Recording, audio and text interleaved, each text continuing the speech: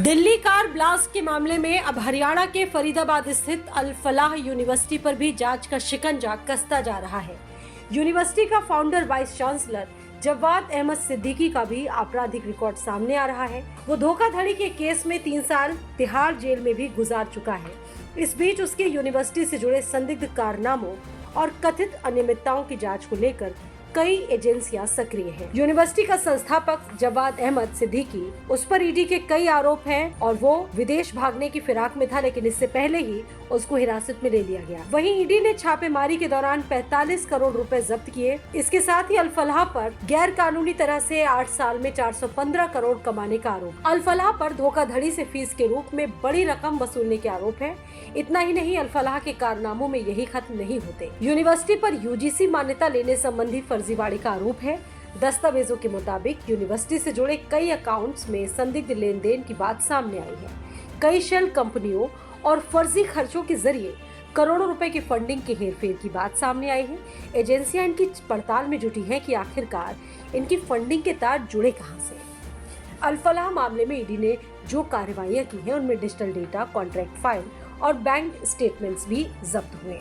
Fund के इस्तेमाल कैसे हुए, ग्रांट के बहाने खर्च हुए और बिलिंग पैटर्न की भी बारीकी से जांच की जा रही है।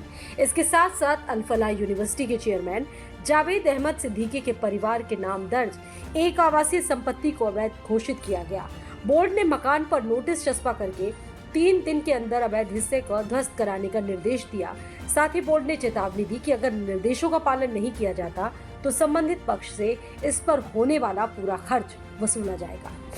फरीदाबाद में आतंक की यूनिवर्सिटी के बड़े बड़े कारनामे वैसे तो सामने आते रहे हैं। इंटेलिजेंस की रिपोर्ट में पता चला कि साल 2008 में अहमदाबाद सीरियल ब्लास्ट में एक अल फलाह स्टूडेंट का नाम सामने आया था।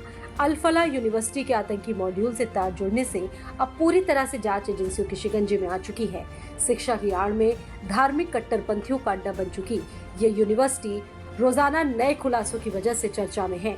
फरीदाबाद के अल फलाह यूनिवर्सिटी से जुड़े कई संदिग्धों के नाम व्हाइट कॉलर या डॉक्टर टेरर मॉड्यूल में सामने आए, जिनमें सबसे बड़ा नाम तो डॉक्टर उमर उन नबी का है, जिसने लाल किले के पास कार में फिदायीन हमला करके 15 लोगों की जान ले ली और कई लोगों को जख्मी कर दिया।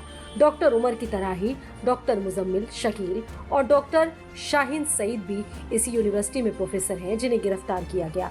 इन सब का नाम पाकिस्तानी आतंकी संगठन जैश ए मोहम्मद से भी कनेक्ट हो रहा है। इसके अलावा यूनिवर्सिटी से जुड़े कई और लोग हैं जो टेरर मॉड्यूल से लिंक होने की वजह से जांच एजेंसियों की रडार पर है। ऐसे में देखना होगा कि यूनिवर्सिटी के चेयरमैन जावेद अहमद सिद्दीकी के अलावा कौन कौन से नए नाम सामने आएंगे। ब्यूरो रिपोर्ट, आज की खबर।